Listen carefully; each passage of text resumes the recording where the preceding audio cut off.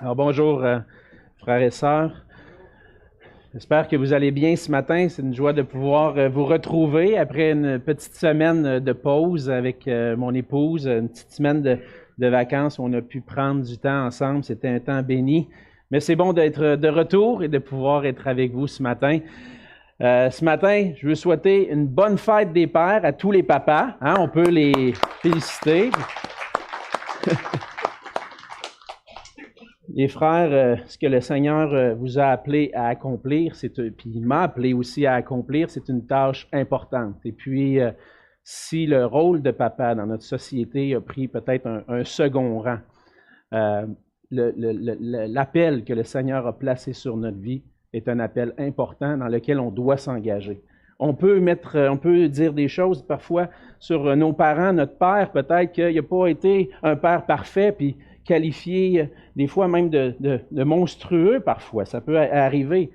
Mais le Seigneur appelle ses enfants, les papas, à exercer un rôle important et on veut, malgré qu'il y a eu des extrêmes, ne pas mettre de côté ce que la parole enseigne sur notre rôle et élever et encourager les mamans et les enfants à élever le rôle du papa parce qu'il y a un rôle important au sein du foyer. Donc, les frères, je vous encourage, puis à travers le message de ce matin, on va s'encourager ensemble à persévérer dans ce rôle que le Seigneur nous donne pour qu'on puisse l'accomplir avec droiture, avec sincérité de cœur dans le Seigneur. Et ce matin, on prend une pause. Vous aurez compris qu'on prend une petite pause dans l'Évangile de Luc, mais je vais vous inviter à tourner avec moi dans le livre des Proverbes au chapitre 3. Le livre des Proverbes au chapitre 3. Et ce matin, on va lire ensemble les versets 1 à 8. Proverbes 3, versets 1 à 8. La parole de Dieu dit ceci. « Mon fils, n'oublie pas mes enseignements, et que ton cœur garde mes préceptes, car ils prolongeront les jours et les années de ta vie, et ils augmenteront ta paix. Que la bonté et la fidélité ne t'abandonnent pas. Lis-les à ton cou, écris-les sur les tables de ton cœur. Tu acquerras ainsi de la grâce et une raison saine aux yeux de Dieu et des hommes. Confie-toi en l'Éternel de tout ton cœur et ne t'appuie pas sur ta sagesse. Reconnais-le dans toutes tes voies et il aplanira tes sentiers. Ne sois point sage à tes propres yeux. Crains l'Éternel et détourne-toi du mal. Ce sera la santé pour tes muscles et un rafraîchissement pour tes os. On va se courber dans un mot de prière. Oui, Seigneur notre Dieu, quelle grâce que nous avons de pouvoir s'approcher de toi et de pouvoir t'appeler Papa. D'avoir accès à ce Père si bon, si miséricordieux, ce Père qui nous a aimés le premier, en envoyant son Fils Jésus, son Fils unique, celui en qui tu avais mis toute ton affection. Tu l'as livré à la croix, au calvaire, pour prendre sur lui nos péchés, nos erreurs, notre injustice, et être puni à notre place. Pour qu'en lui, Seigneur, on puisse trouver le pardon, la réconciliation, être rendu juste devant toi. Seigneur, à travers cet acte extraordinaire accompli par Jésus-Christ, Seigneur, tu nous donnes maintenant un accès privilégié par la foi en lui, en ta présence. Et c'est auprès de toi qu'on veut s'approcher, Papa, ce matin, au pied de ton trône de grâce. Et on te prie, Seigneur, que tu puisses nous donner la grâce ce matin de pouvoir comprendre tes paroles, de pouvoir saisir avec notre intelligence les merveilles qui se trouvent, les trésors qui se trouvent dans ta parole, afin que nos cœurs puissent être émerveillés par toi, transformés par toi, et qu'on puisse devenir, Seigneur, dans ta grâce, des parents modèles pour nos enfants, et qu'on puisse être des enfants fidèles à toi. Seigneur, conduis notre temps ensemble dans ta parole ce matin, soit avec ma bouche, permets que je puisse communiquer clairement ce que toi tu veux dire. Cache-moi, Seigneur, derrière toi, et que ta gloire puisse paraître à travers ta parole. Et c'est dans le nom précieux de Jésus que je te prie. Amen. Amen. Dans son best-seller, un écrivain, un auteur chrétien, Gary Chapman a écrit un livre sur les langages de l'amour. Et puis peut-être plusieurs d'entre vous avaient déjà lu ce livre-là. Dans son livre, cet auteur-là suggère que pour démontrer l'amour, il y a 5 façons d'exprimer l'amour envers les gens qui nous entourent. Particulièrement, le livre que j'avais lu était particulièrement dirigé pour les couples. Et puis, comment essayer de comprendre comment mon épouse comprend l'amour, comment moi je le comprends, comment je peux lui exprimer mon amour pour qu'elle puisse le saisir. Et puis, à travers ces langages d'amour-là, de façon d'exprimer l'amour, on en retrouvait 5. Les paroles valorisantes, les moments de qualité, les cadeaux, les services rendus et puis le toucher physique. Hein, il y en a qui aiment ça, se faire prendre dans les bras. Il y en a qui aiment ça, les câlins, un petit bisou. Et puis, dans un sens, ce que l'auteur est en train d'exprimer, c'est que de toutes sortes de façons, on peut saisir l'amour. Chacun de nous, on a la façon de recevoir l'amour. Chacun de nous, on a la façon de le comprendre. Pour mon épouse, offrir et recevoir des cadeaux, c'est son langage d'amour. Elle aime ça, m'en faire des cadeaux. Et puis, elle aimerait ça que je lui en fasse aussi, parce que c'est comme ça qu'elle comprend l'amour. Mais on aime ça, recevoir des cadeaux, mais comme le Seigneur nous dit dans sa parole, il y a plus de bonheur à donner qu'à recevoir. J'aime ça, recevoir un cadeau. Ce matin, j'en ai eu un pour la fête des pères. Un beau coffre d'outils là, que j'avais besoin, parce que là, je traînais mes outils un peu partout. Puis là, ma femme a dit, tu vas les ramasser, tu vas les mettre là-dedans. Merci Seigneur, j'ai un beau coffre d'outils maintenant. On aime ça, recevoir un cadeau, mais le Seigneur dit, il y a plus de bonheur à donner qu'à recevoir. Et le plus grand cadeau qu'un père ou qu'un parent peut faire à ses enfants est de leur donner des instructions pour pouvoir trouver le bonheur dans leur vie sur la terre et dans la vie à venir. Le vrai bonheur se trouve dans une relation personnelle avec le Créateur du ciel et de la terre, qui est aussi notre Créateur. Et la plus belle vie se trouve dans une vie conforme au plan de Dieu pour notre vie. La Bible est remplie, c'est un recueil rempli de trésors. Et on trouve dans ces trésors-là des enseignements qui nous permettent de vivre conformément au plan de Dieu pour trouver notre bonheur en lui. Et pour pouvoir vivre conformément au plan de Dieu, c'est nécessaire que notre cœur soit tourné vers Dieu, que notre cœur désire apprendre de lui. Malheureusement, souvent, c'est dans notre nature de vouloir vivre libre, de vouloir faire comme on veut, de vouloir décider pour nous-mêmes, puis d'agir selon notre sagesse. Et on ne voit pas toujours la Bible ou les Écritures, la parole de Dieu, comme un livre qui va nous procurer la liberté ou le bonheur. Mais on voit dans la parole que ce que Dieu veut pour nous, c'est notre bonheur, ici et dans le futur. Dans le passage de ce matin, on trouve les paroles du roi Salomon. Salomon, c'était un grand roi qui a régné en Israël, le 3e roi d'Israël, le fils du roi David, un roi que Dieu avait décrit comme un homme selon son cœur. Et au début de son règne, Dieu avait dit à Salomon, « Demande ce que tu veux que je te donne. » Et Salomon avait alors demandé au Seigneur de lui donner l'intelligence et la sagesse pour bien gouverner le peuple de Dieu. Et cette demande-là avait plu à Dieu. Et Dieu lui a donné une sagesse qui dépassait toutes les sagesses, la sagesse des hommes, une sagesse particulièrement donnée à Salomon, une sagesse divine pour pouvoir diriger, conduire le peuple de Dieu. Et avec la sagesse que le Seigneur a donnée à Salomon, Salomon a écrit plusieurs proverbes, plusieurs sentences. Il y en avait des livres remplis, mais dans le livre des proverbes, c'est ce qu'on trouve. La sagesse de Dieu à travers la plume de Salomon. Et dans cette section-là, on voit particulièrement les instructions de cet homme extraordinairement sage, les instructions qu'il voulait donner à son fils pour qu'il puisse être heureux. On voit ici l'exemple de l'enseignement d'un père à son fils. Et ce sont des paroles qui sont des modèles pour nous dans l'éducation de nos enfants. Puis en plus de ça, je vais aller un petit peu plus loin.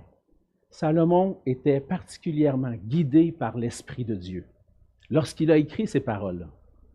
qui fait en sorte qu'on peut comprendre que les paroles qui venaient de la sagesse de Salomon étaient la sagesse de Dieu exprimée pour nous. Et on entend à travers Salomon qui exprime ces paroles à son Fils, notre Père céleste, qui nous parle et qui nous dit, tu veux être heureux, voici ce que tu dois faire. Et le Seigneur désire qu'à travers ça, on puisse apprendre. Apprendre comme enfant de Dieu, mais aussi apprendre comme parents à être des modèles pour nos enfants. Le Seigneur, dans un sens, nous dit, pour être un bon parent, tu as besoin premièrement d'être un enfant obéissant. Tu as besoin d'écouter ma parole. Et le Seigneur nous appelle tous à être des modèles. Peut-être que tu es ici ce matin, tu te dis, ouais, mais moi, je ne suis pas marié, je suis célibataire, je n'ai pas d'enfant. On va essayer d'élargir nos horizons un petit peu. Est-ce que l'apôtre Paul, est-ce qu'il était marié? Non, pas marié. Il n'y a pas eu d'enfant dans la chair. Mais il était capable de dire à Timothée, mon enfant. Pourquoi? Parce qu'il était le père spirituel pour Timothée. Et là, c'est pour ça que je dis, on s'adresse aux papas, aux parents ce matin, mais on peut élargir ça un petit peu plus. Parce que le Seigneur nous appelle tous à former des disciples, à être des parents spirituels, pour des nouveau-nés spirituels, pour des enfants spirituels. Et les instructions qu'on a ce matin s'adressent à nous tous et s'appliquent à nous tous. Et dans ce message de ce matin, ce message-là est pour chacun de nous, puis on va voir ensemble que pour vivre la vraie bénédiction dans cette vie et dans celle qui est à venir, nous devons avoir un cœur attaché au Seigneur et à sa parole. Pour être des parents modèles, on a besoin d'être des enfants de Dieu, modèles pour nos enfants. Si tu veux être un modèle d'enfant de Dieu, il y a dans ce passage-là 4 instructions accompagnées de 4 bénédictions que tu dois suivre et que tu dois goûter pleinement si tu veux goûter la bénédiction. Premièrement, on voit dans les versets 1 et 2, si tu veux être un parent modèle, sois un enfant qui n'oublie pas les enseignements de ton Père céleste. C'est ce que Salomon va dire. Il dit, mon fils. Et comme je le dis, on peut entendre le Seigneur nous dire, mon fils, ma fille, je veux te donner des instructions. Écoute bien. N'oublie pas mes enseignements. Le Seigneur nous dit ça, pourquoi? Parce qu'on a une tendance à oublier. Hein? Quand j'étais à la petite école ou l'école primaire, secondaire, des fois, le professeur donnait un devoir à faire, puis il disait, écrivez-les dans votre agenda. Pourquoi? Parce que la mémoire est une faculté qui oublie. C'est comme un peu paradoxal. La mémoire, c'est faite pour se rappeler des choses, puis en même temps, elle oublie les choses aussi. Et prends des notes. Écris ce que tu as à faire pour ne pas l'oublier. Mais c'est un peu ça que le Seigneur nous rappelle. Aujourd'hui, on peut se vanter peut-être d'avoir une bonne mémoire. Des fois, lorsque j'étais plus jeune, il y a bien des choses que je me rappelle loin, des souvenirs. On dirait que plus le temps avance, plus la mémoire est remplie, puis j'en oublie plus maintenant. Mais avec le temps, on a tendance à oublier, puis même si, dans le fond, on peut aller à la bibliothèque ou sur Internet, puis essayer de trouver des moyens pour augmenter notre mémoire, pour que notre mémoire devienne meilleure, on a besoin de travailler à ne pas oublier une chose. Les enseignements qui viennent de la parole. Et comment est-ce que je vais faire pour pouvoir saisir, ne pas oublier? Bien, c'est quand je vais me concentrer sur ça, donner ma concentration. Des fois, ma femme vient me voir, puis il y a toutes sortes de choses qui se passent dans la maison, hein, avec 4 enfants, ça roule, la vie roule. Puis des fois, moi, je suis du type que quand je suis concentré sur quelque chose, je suis là-dessus, je suis dans ma bulle, ma femme peut venir me parler, ouais, mais dans le fond, hey, elle est venue me parler, qu'est-ce qu'elle me dit? Ça a passé tout droit complètement. Pourquoi? Parce que je n'avais pas ma concentration sur elle. Je n'avais pas sa concentration. Puis là, j'ai dit, Cynthia, quand tu viens me voir, dis Alexandre, puis fais-moi sortir de ma bulle. Puis des fois, même, ça me prend du temps, elle me parle, puis là, je suis encore dans ma pensée. Faut que je me concentre sur ce qu'elle me dit pour pouvoir le retenir. Puis, dans le fond, c'est la même chose avec le Seigneur. On a besoin de se concentrer, accorder toute notre attention sur ses enseignements. Et Salomon va dire à son fils que s'il y a quelque chose que tu ne dois pas oublier, c'est les enseignements que je te donne. Parce que les enseignements que je te donne viennent du Père Céleste, ils viennent de la parole de Dieu, puis ça, c'est la priorité pour toi. Peut-être que tu vas à l'école, ou peut-être que vous êtes allé à l'école, vous êtes au milieu des études, ou vous avez appris toutes sortes de choses, des choses importantes pour votre travail, pour vivre dans la vie. Une chose qui est le plus important, c'est écoute ma parole. N'oublie pas mes enseignements. C'est le Seigneur qui nous dit ça ce matin. Et comment allons-nous travailler à ne pas oublier? Bien, il nous donne l'instruction dans la deuxième ligne du verset, que ton cœur garde mes préceptes. J'ai besoin de garder dans mon cœur. Et dans la pensée biblique, le cœur, c'est le centre de tout l'être. C'est celui qui est au cœur, c'est celui qui est au centre. C'est comme je pourrais dire, le processeur de notre ordinateur. C'est celui par où tout passe, les pensées, nos émotions, tout passe à travers notre cœur. Dans la pensée biblique, le cœur est le centre de l'être. Et ce que Salomon dit à son fils, que ton cœur puisse garder mes préceptes, qu'il puisse donner toute sa pensée, parce que toute notre vie découle de ce qui se passe dans notre cœur. Salomon va dire un peu plus loin dans le Proverbe 4, verset 23, un verset qu'on connaît bien, « Garde ton cœur plus que toute autre chose, car de lui viennent les sources de la vie. » La priorité, c'est ton cœur. Est-ce que ton cœur est attaché à ton Père céleste? Est-ce que ton cœur dit, « Seigneur, enseigne-moi. Aide-moi à me rappeler tes enseignements. » On ne doit pas négliger les enseignements du Seigneur, mais ce qui va arriver, c'est que dans le brouhaha de la vie, on va être confronté à des situations au travail, à la maison. Puis là, c'est dans ces moments-là que des fois, on a oublié. Et puis on va réagir d'une façon qui n'honore pas notre Père, ou on va prendre des décisions sans consulter notre Père, puis on va oublier. Pourquoi? Parce qu'on est trop occupé. On doit décider des choses, on doit prendre des décisions rapides. Puis des fois, notre choix n'est pas selon Dieu. Mais le Seigneur nous dit, garde ton cœur. Prends ton temps avant de prendre une décision. Reçois mes enseignements. Garde-les dans ton cœur. Et puis, il va y avoir des bénédictions. C'est une des choses qu'on voit dans le passage. C'est que à tous les versets, le verset 1, le verset impair donne des instructions. Le verset pair, verset 2, va donner la bénédiction qui accompagne de garder les enseignements. Et le Seigneur nous dit, ils vont prolonger les jours et les années de ta vie. Ils vont augmenter ta paix. Donc, si tu appliques en quelque sorte les paroles de l'Alliance, les paroles que Dieu donne, la loi de Dieu, ces paroles que Dieu donne à son peuple pour qu'il puisse vivre heureux, oublie pas. Puis, ça va t'accorder la bénédiction. Une bénédiction qui n'est pas nécessairement matérielle, mais une bénédiction de vivre dans une relation intime avec Dieu, de goûter la bénédiction, de connaître mon Dieu, de goûter la bénédiction de marcher pour Dieu. La sagesse selon Dieu, ça conduit à la vie éternelle. La sagesse selon Dieu, c'est de vivre une relation intime avec mon Dieu par Jésus-Christ. La sagesse de Dieu, pour qu'on puisse vivre éternellement, a été manifestée en Jésus-Christ. C'est ce que l'apôtre Paul nous rappelle. Par le pardon des péchés qui a été manifesté à la croix, qui a été accompli pour nous à la croix, on peut vivre éternellement. On peut être en relation avec Dieu. Et la sagesse de Dieu, c'est qu'on puisse recevoir Jésus-Christ comme notre Sauveur, comme notre Seigneur, qu'on puisse écouter ses enseignements et marcher à sa suite, qu'on puisse être des disciples, des enfants obéissants à notre Seigneur. Ça ne veut pas dire que si je goûte la bénédiction, comme le verset dit, tu vas avoir une vie, ça va prolonger les années de ta vie, ils vont augmenter ta paix. Je pense qu'il y a un lien avec la vie éternelle.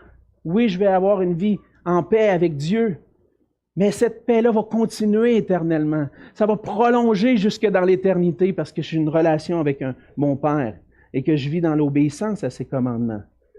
Et ça ne veut pas dire qu'il n'y aura pas d'épreuves. Ça veut simplement dire que si on garde les enseignements de la parole, on va pouvoir vivre dans une tranquillité, dans une paix, dans une relation intime avec Dieu. Et ça même à travers l'épreuve. On a un couple d'amis de longue date, un couple de chrétiens qu'on a rencontrés à l'Église de l'Espoir à Longueuil, puis sont demeurés des bons amis à nous. À travers les années, je pourrais dire, ça fait peut-être 20, 25 ans qu'on les connaît, on a vu ce couple-là particulièrement éprouvé, de toutes sortes de manières, dans leur santé, dans des décisions, la perte du travail, des choses qui sont arrivées, qu'il n'y avait honnêtement pas toujours le contrôle sur ces choses-là, mais étaient particulièrement éprouvés. Et à travers ça, ce que j'ai remarqué en eux, c'est que même au milieu de l'épreuve, ils étaient capables de trouver la joie et la paix. Pourquoi? Parce qu'il y avait une relation intime avec Dieu. Ils savaient en qui se confier pour traverser l'épreuve. Et donc, ce passage-là n'est pas une promesse de vie prospère, mais une promesse de paix, d'une vie éternelle avec mon Dieu, parce que j'applique mon cœur à sa sagesse dans ma relation avec Jésus-Christ. Et aujourd'hui, le Seigneur nous dit que si on veut être des pères modèles, des parents modèles ou des parents spirituels modèles, on ne doit pas oublier, mais garder ses enseignements. Garde ton cœur. Deuxièmement, on voit dans les versets 3 et 4 que si on veut être des enfants modèles, le Seigneur nous exhorte, il nous dit « Sois bon et fidèle comme ton Père céleste ». Salomon va exprimer un souhait, ou plutôt une requête, un désir pour son fils, que la bonté et la fidélité ne t'abandonnent pas. Et là, ce que je pense ici qui est en question, ce n'est pas une bonté, une fidélité qui vient de l'extérieur, mais que lui va vivre, que son fils va vivre. Il va vivre comme un homme bon et fidèle. Et pour comprendre un peu ce langage-là, c'est quoi d'être un homme bon et fidèle? En fait, c'est des caractéristiques de Dieu, des attributs de notre Dieu qui sont exprimés ici. Il faut comprendre les enseignements de Salomon dans le contexte d'une alliance, dans le contexte de Dieu avec Israël, de l'alliance entre Dieu avec Israël. Et ce que Dieu est en train de dire, c'est « reflète mon caractère ». Que la bonté et la fidélité ne t'abandonnent pas. Parce que Dieu se révèle dans l'Ancienne Alliance aux enfants d'Israël comme un Père bon et fidèle. Dans Exode 34, les versets 5 et 6, on lit ceci. « L'Éternel descendit dans une nuée, se tint là auprès de lui et proclama le nom de l'Éternel. Et l'Éternel passa devant lui et s'écria, « L'Éternel, l'Éternel, Dieu miséricordieux et compatissant, lent à la colère, riche en bonté et en fidélité. » Dans le fond, ce que le peuple de Dieu était appelé à être, c'est de refléter le caractère de Dieu, de glorifier Dieu en reflétant son caractère. Et la bonté et la fidélité, Salomon dit que ça ne s'éloigne pas de toi, qu'on puisse voir ces traits de caractère-là chez toi aussi, mon fils. Il dit, lis-les à ton cou, écris-les sur les tables de ton cœur, attache-toi à ce caractère qui vient de Dieu. Parce que dans ce qu'on voit dans l'alliance de Dieu avec son peuple, c'est que Dieu est un Père bon et fidèle envers ses enfants. Un Père qui s'engage de faire du bien à ses enfants. Et comment Dieu l'a manifesté? Il s'est engagé à bénir son peuple. Il l'a délivré de l'esclavage en Égypte, a fait traverser la mer Rouge pour l'amener dans un pays où coule le lait et le miel, dans un pays d'abondance où Dieu va vivre, où le peuple de Dieu va pouvoir vivre une relation intime avec Dieu. Dieu est bon. Dieu veut faire du bien à ses enfants. Il est fidèle. Il leur promet tout au long du livre d'Exode, tout au long du voyage vers la terre promise, il promet d'être avec eux, de les accompagner, de ne pas les lâcher, de ne pas les abandonner. Ça, c'est notre Père. Et ce que Dieu veut, c'est qu'on puisse être des pères bons et fidèles, nous aussi, de la même façon, refléter la bonté et la fidélité de notre Seigneur dans nos relations. Et comme le peuple d'Israël a connu la bonté et la fidélité de Dieu, en tant qu'enfant de Dieu, en tant que disciple de Christ, nous aussi on a connu la bonté et la fidélité de notre Dieu à travers son amour qui a été manifesté en Jésus-Christ. En Jésus-Christ, Dieu a manifesté son amour pour nous, il a envoyé Jésus-Christ pour venir mourir sur la croix pour être notre sauveur. Le Fils a révélé son amour envers nous en donnant sa vie. Comme Jésus l'a dit lui-même dans Jean 15 au verset 13, il dit « Il n'y a pas de plus grand amour que de donner sa vie pour ses amis. » Jésus nous a manifesté la bonté, la fidélité. Il nous a promis à nous aussi qu'il serait avec nous tous les jours jusqu'à la fin du monde. Jésus a été bon envers nous. On a connu la bonté de Dieu à travers Christ. Et on connaît qu'il est fidèle à travers Jésus, qui est avec nous tous les jours. Et Salomon exhorte son fils. Le Seigneur nous exhorte à être caractérisés par la bonté et la fidélité. Il veut que ces sentiments-là soient en nous, qu'on se ressemble à notre Seigneur Jésus. Que ces sentiments-là soient en nous et qu'ils ne nous abandonnent pas. Alors, ce que Salomon va dire, lie-les à ton cou. C'est comme un collier. Hein? Donc, lorsqu'on veut attacher quelque chose au cou, on met un collier. Et puis le collier, souvent, c'est pour une belle parure. Hein? On ajoute des bijoux pour bien paraître.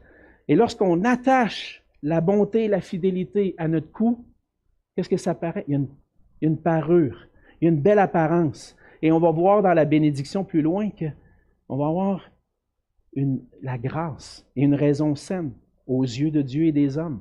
Donc, cette parure-là qui devrait te caractériser, ce que les gens devraient dire autour de toi, c'est ça, c'est un homme bon. Ça, c'est une femme bonne, compatissant. Et même si j'ai fait du tort, il ne m'abandonne pas, il est fidèle.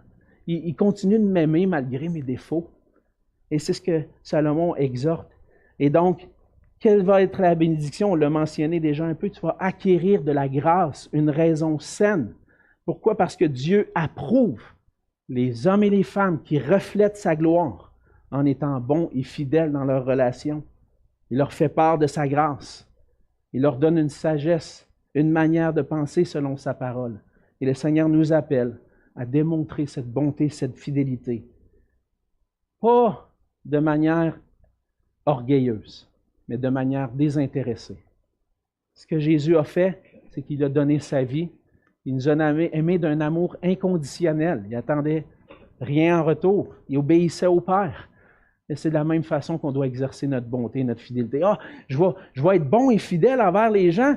Ah, parce que là, le Seigneur va me voir, je vais paraître mieux devant Dieu, je vais être approuvé de Dieu. Est-ce que c'est ça qu'on recherche ou c'est plutôt l'approbation qui vient d'un cœur obéissant, humble?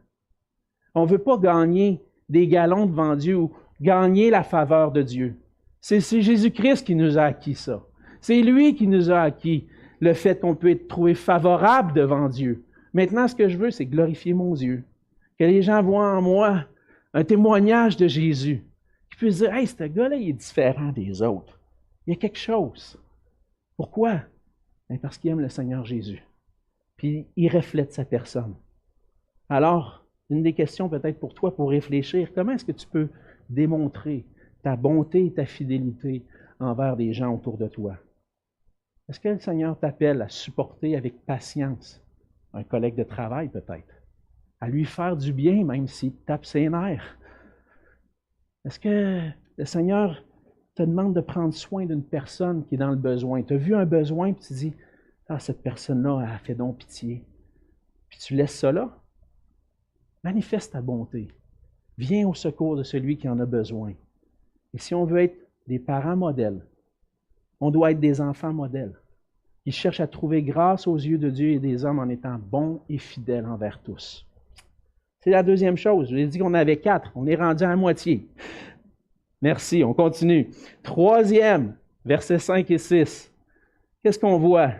Qu'est-ce que je dois faire si je veux être un enfant, un parent modèle, un enfant de Dieu modèle? Confie-toi en l'Éternel de tout ton cœur. Le Seigneur donne cette instruction-là Il dit, ne t'appuie pas sur ta sagesse.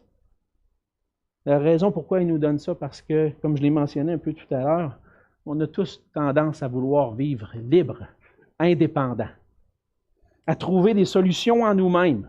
Ah, Seigneur, tu m'as donné une bonne intelligence, tu m'as donné une sagesse, je suis capable maintenant. Tu sais, regarde, Seigneur, pas besoin, tu m'as équipé, je suis correct maintenant, je peux vivre, je peux prendre des décisions moi-même, je n'ai pas besoin de te consulter.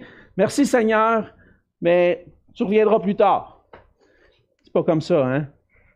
On doit se confier en l'Éternel de tout notre cœur.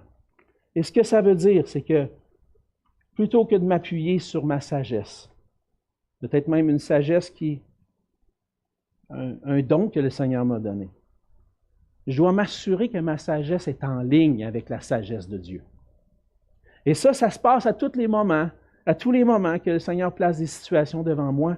Je veux prendre une décision qui est en ligne avec la sagesse de Dieu. Et même le Seigneur va dire de se confier en lui. Et aussi que la sagesse est dans le grand nombre des conseillers. Est-ce que quand je suis placé devant une décision, j'y vais par mes propres forces ou je me confie dans le Seigneur en disant, Seigneur, montre-moi la voie que je dois suivre. Guide-moi. On doit admettre lorsqu'on vient à bout de ressources. Et pour apprendre à se confier pleinement dans le Seigneur, des fois, il faut que nos ressources soient toutes épuisées. Là, on arrive et dit, Seigneur, je ne sais plus quoi faire. Je ne sais plus quoi faire. Fais quelque chose. Et c'est souvent comme ça que ça arrive. Cette semaine, on était dans un déjeuner pastoral avec les pasteurs de la Rive-Sud et il y a un frère qui partageait, il dit, il y a des situations dans ma famille que je suis rendu au bout. Honnêtement, je réfléchis et je ne sais plus quoi faire. Puis la seule solution qu'il y a, c'est d'aller auprès de Dieu. Et de dire, Seigneur, viens faire quelque chose, je ne sais pas quoi faire. Ça m'est arrivé dans le passé, ça nous arrive souvent d'arriver devant cette situation-là. Et lorsqu'on se confie en l'Éternel, on trouve en lui notre secours. Le Seigneur désire qu'on trouve en lui le secours pour tous les domaines de notre vie, puis particulièrement dans la famille. Parce qu'il y a des situations pas toujours faciles dans la famille. Élever nos enfants selon Dieu, c'est une tâche immense. Puis faire des disciples, c'est une tâche immense. On a besoin du Seigneur. Puis des fois, on arrive à bout de ressources. Et un verset qui revient à mon cœur souvent lorsque je pense à ça, c'est le fait qu'on arrive à bout. C'est Lamentation 3, les versets 24 à 26.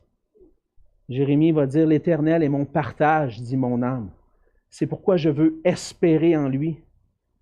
L'Éternel a de la bonté pour qui espère en lui, pour qui se confie en lui, pour l'âme qui le cherche. Et lorsqu'il n'y a plus rien, on ne sait plus où aller, il est bon d'attendre en silence le secours de l'Éternel. » Et des fois, le secours, ça peut être long. Je suis à bout, je ne sais plus quoi faire, Seigneur. Puis je prie, puis ça fait des mois que je prie. Ça fait des années que je prie. Je ne sais pas encore. J'attends en silence le secours de l'Éternel parce que le Seigneur m'appelle à me confier en lui totalement. Et ce que je veux, c'est que à travers ma vie, je sois en train de chercher la volonté du Seigneur, de me confier en lui en ne m'appuyant pas sur ma sagesse, mais au verset 6, de le reconnaître dans toutes mes voies, de reconnaître, de chercher sa volonté. De reconnaître dans toutes ses voies, puis il va aplanir nos sentiers. Mais lorsqu'on cherche à reconnaître, c'est quoi ça veut dire reconnaître le Seigneur dans toutes les voies? C'est lorsqu'on est placé devant des choix, des décisions, on consulte le Seigneur. On dit, Seigneur, est-ce que ça vient de toi, ça? Avant d'aller de l'avant. Je me souviens, on était à un certain moment donné, pris des grandes décisions pour la famille. Le Seigneur m'avait appelé au ministère, puis là, je devais continuer des études, faire un doctorat. Les gens autour de moi m'encourageaient à avancer. « Hey, c'est une grande décision, là. Ça veut dire que je vais déménager la famille aux États-Unis. Seigneur, ça vient-tu de toi, ça? » Et de prendre le temps de considérer, de prier, de chercher la face de Dieu. Puis des fois, tu vois devant toi, on dirait que c'est une montagne. Tu dis, « Hey, ça se peut pas que, Seigneur, tu m'amènes là. Il y a des montagnes en avant de moi. » Mais qu'est-ce que le Seigneur promet lorsque je cherche sa volonté puis qu'il m'amène à un endroit que lui a décidé? Lorsque ma volonté est alignée à la sienne, les sentiers vont être aplanis. Le Seigneur va bénir en nous conduisant. Ça se peut qu'il y ait des... Tu te dis, ça n'a pas de bon sens d'aller dans cette direction-là. Seigneur, je peux pas faire ça. Même le peuple d'Israël, lorsqu'il était le temps d'entrer dans la terre promise, hey, on ne va pas aller là, t'as-tu vu les géants là-bas? On va se faire détruire. Il y avait une montagne devant eux. Mais le Seigneur avait dit, je suis avec vous. Et le Seigneur, lorsqu'on considère sa volonté dans nos choix, lorsqu'on cherche à être dans ses voies, le Seigneur aplanit les sentiers. Il nous conduit même à travers les plus grandes montagnes. Et c'est ce qu'on veut faire. On veut laisser le volant de notre vie au Seigneur et dire, Seigneur, conduis-moi. Ça arrive, c'est arrivé, Cynthia est un peu plus jeune que moi. On a à peu près 6 ans et demi de différence d'âge. C'est lorsqu'on a commencé à se fréquenter, ben, venait le temps pour elle d'apprendre à conduire. Fait que c'est moi qui ai été son professeur de conduite. Et je suis pas sûr qu'elle a aimé l'expérience. Et des fois, on dirait que avec le temps, elle a eu son permis, elle a passé des examens, tout est correct. Mais lorsque, des fois, je dois lui dire, veux-tu prendre le volant? Ah, elle dit, non, je veux pas. Pourquoi? Parce que tu es encore le prof à côté de moi, là. Tu es encore en train de me dire quoi faire. Tu me laisses pas le contrôle du volant, tu veux piloter à ma place. Mais des fois, c'est ça avec notre vie. On dit au Seigneur, prends le contrôle. Ah non, Seigneur, tourne pas à gauche, là. Va tout droit. Hey, freine, Seigneur, freine, parce que là, il y a quelque chose on veut contrôler. Hein? Mais le Seigneur, lorsqu'on lui donne tout le contrôle, c'est lui qui conduit. Puis nous, on est à côté, on dit, oui, Seigneur. Si tu veux que j'aille? OK, Seigneur. Puis tu vas conduire mes pas. Et c'est cette joie qu'on a, de savoir, il y a une joie, je suis convaincu que vous pourriez partager des multiples témoignages dans vos vies, qu'à un moment donné, vous avez cherché la face de Dieu, que vous avez été conduit, il y avait des obstacles devant vous, mais vous avez vu, vous avez goûté la joie que le Seigneur vous avait conduit dans ces sentiers. Et c'est ce qu'on veut être comme parents. Montrer à nos enfants que quand il y a des décisions importantes, est-ce que tu consultes ton Père? Est-ce que tu consultes ton Père céleste pour savoir si tu es dans ses voies? On veut être des modèles d'enfants obéissants qui goûtent la bénédiction du Seigneur en se confiant en lui de tout notre cœur. Et finalement, le passage termine, le passage de ce matin, enfin, termine avec les versets 7 et 8. La 4e chose qu'on doit faire si on veut être des enfants modèles, crains l'Éternel pour trouver en lui la sagesse. On a déjà vu à la fin du verset 5, l'exhortation de ne pas s'appuyer sur sa sagesse. Mais au verset 7, on dirait qu'il y a un accent. Il dit « Ne sois point sage à tes propres yeux ».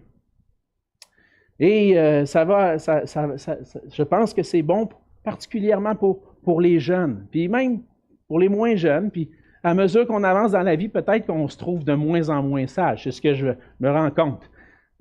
Arrivé à peu près au milieu de ma vie, je me dis, quand j'avais 20 ans, je me pensais bon. Je pensais que j'étais sage. Puis aujourd'hui, je regarde en arrière, je me dis, non, je ne connaissais pas grand-chose dans ce temps-là.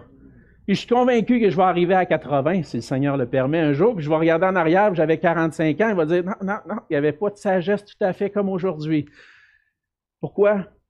Parce qu'on grandit en sagesse. Mais le Seigneur nous exhorte, dit, sois pas sage à tes propres yeux. Pense pas que tu es sage. Pense pas que tu es intelligent. La dernière chose que tu dois penser, c'est de penser que tu l'as l'affaire. Non, pense pas ça. La parole va même nous dire, dans le Proverbe 26:12, il dit, si tu vois un homme qui se croit sage, il y a plus à espérer d'un insensé que de lui. Est-ce que tu veux être un insensé? Tu veux être sage. Ne te vois pas comme sage. Mais qu'est-ce que tu dois faire? Crains l'Éternel. Crains l'Éternel. Le Seigneur nous montre par sa parole, lorsqu'on ouvre les Écritures, si tu penses que tu es sage, ouvre les Écritures. Commence à lire. Le Seigneur va révéler ton cœur, puis il va te montrer que la sagesse n'est pas dans ton cœur, mais dans sa parole. Et on a besoin de craindre l'Éternel, de se détourner du mal, parce que la vraie sagesse vient lorsqu'on craint Dieu. Craindre Dieu, qu'est-ce que ça veut dire? Premièrement, c'est de reconnaître qu'il est Dieu. Reconnaître qui il est. Le Dieu qui est souverain sur toutes choses. le Dieu éternel, qui n'a pas commencement ni fin, qui est grand, qui tient toutes choses entre ses mains, qui a créé toutes choses. Celui qui tient ma vie dans sa main. Je dois m'approcher de lui avec révérence, avec respect, et reconnaître qu'il est Dieu.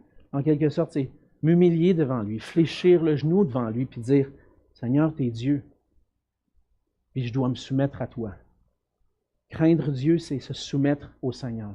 Chercher à connaître sa volonté pour ma vie. Et le Seigneur nous révèle sa volonté par sa parole.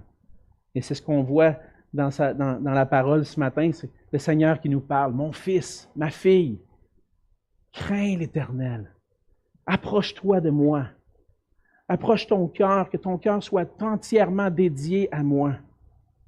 Je veux te faire connaître le bon chemin. Alors, si on veut être des parents modèles pour nos enfants, on doit faire ce choix-là, nous aussi. On veut montrer à nos enfants à marcher avec Dieu. On doit craindre l'Éternel.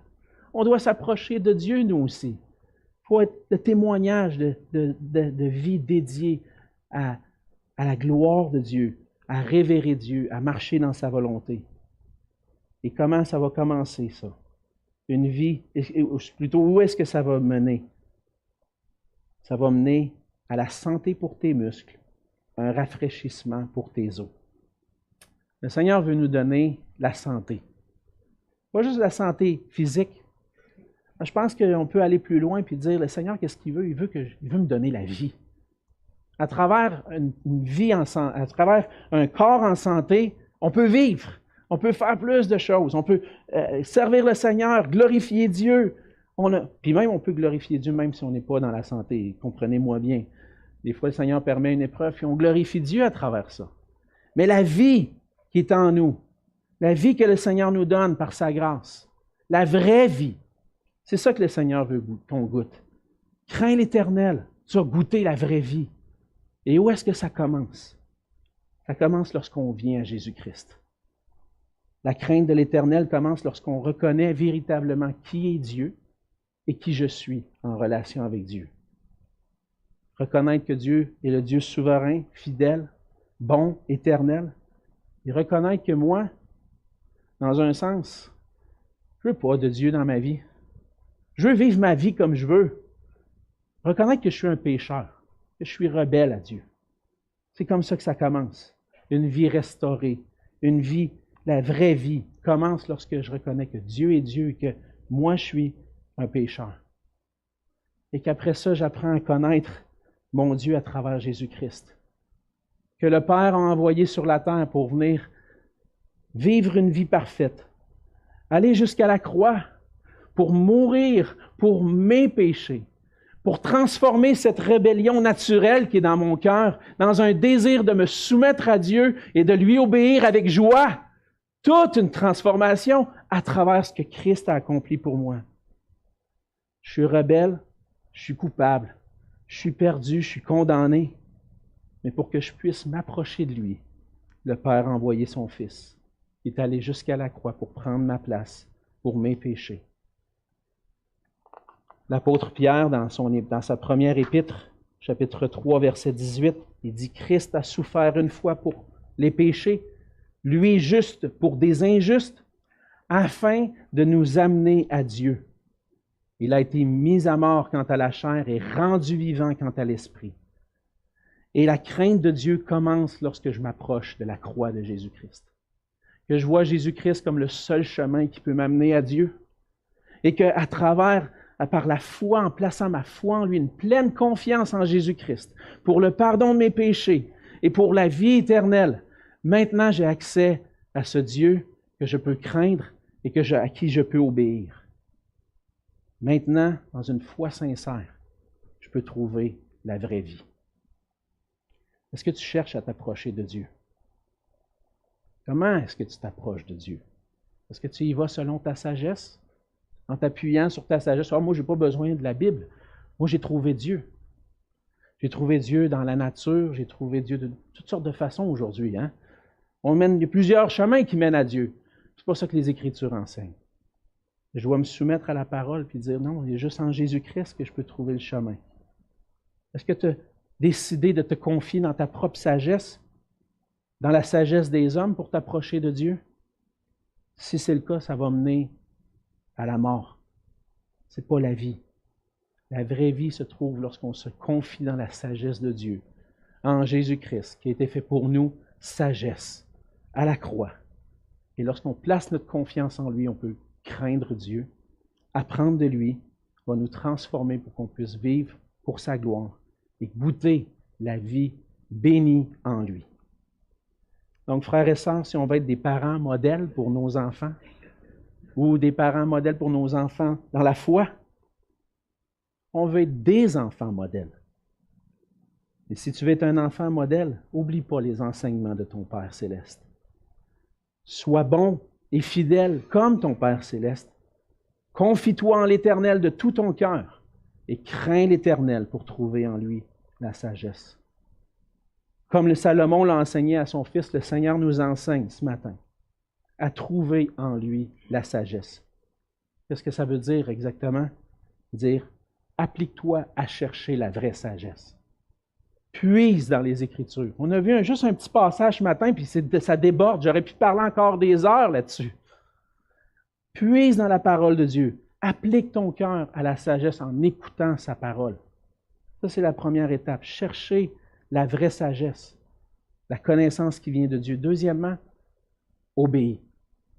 Pratique, mets en pratique la parole.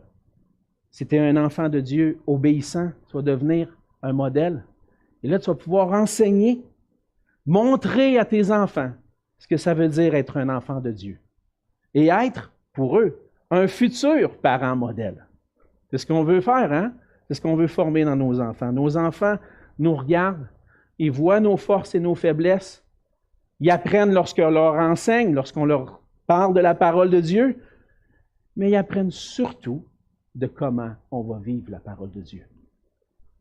Et par sa grâce, le Seigneur m'a donné des parents qui craignaient Dieu. Je les ai vus dans plusieurs, confrontés à des décisions, chercher la sagesse de Dieu. J'ai eu des modèles. Peut-être que ce n'est pas le cas pour vous, mais le Seigneur vous montre un modèle à travers Jésus-Christ, qui a toujours marché fidèlement avec son Dieu et qui a pu enseigner. Et c'est une joie aujourd'hui pour moi de suivre la parole de Dieu, de suivre l'enseignement que j'ai reçu de mes parents. Mais ce que je veux, c'est être un modèle pour mes enfants à mon tour, pour qu'eux puissent l'enseigner à leurs enfants. Et ça demande du travail, vous le savez, on a tous des cœurs tortueux. Le Seigneur veut nous travailler, nous sanctifier. Le Seigneur, frères et sœurs, si on s'approche de lui, cherche à le connaître, à l'obéir, à lui obéir, on va pouvoir enseigner nos enfants. Alors, travaillons ensemble à être des parents modèles, en étant nous-mêmes des enfants modèles qui craignent Dieu et qui se confient en lui. Courbons-nous. Seigneur notre Dieu, on veut te dire merci. Merci pour ta parole. Seigneur, ta parole est précieuse et on y trouve en elle des trésors inépuisables. Et je veux te dire merci, Papa. Merci de t'être fait connaître à moi, de t'être fait connaître à nous en Jésus-Christ et aussi à travers ta parole. Seigneur, tu veux le mieux pour nous. Tu veux notre bonheur dans cette vie et dans la vie à venir. Et tu as tout accompli pour qu'on puisse le trouver en toi seul. Seigneur, que je ne puisse pas être un sage à mes propres yeux, mais que je puisse trouver la sagesse en toi. Fais de moi un père qui est un modèle pour mes enfants. Même si, Seigneur, je vois tellement mes échecs, mes manquements. Seigneur, que tu puisses, dans ta grâce, venir effacer cela de la mémoire de mes enfants et qu'ils puissent voir ce cœur, ce désir d'être dévoué à toi. Et Seigneur, que ça puisse être notre désir à nous aussi, Seigneur. Et de trouver en toi la grâce pour le pardon, pour se relever et pour continuer. Fais de nous des parents modèles en étant des enfants modèles. Et c'est dans le haut et précieux nom de Jésus que je te prie. Amen.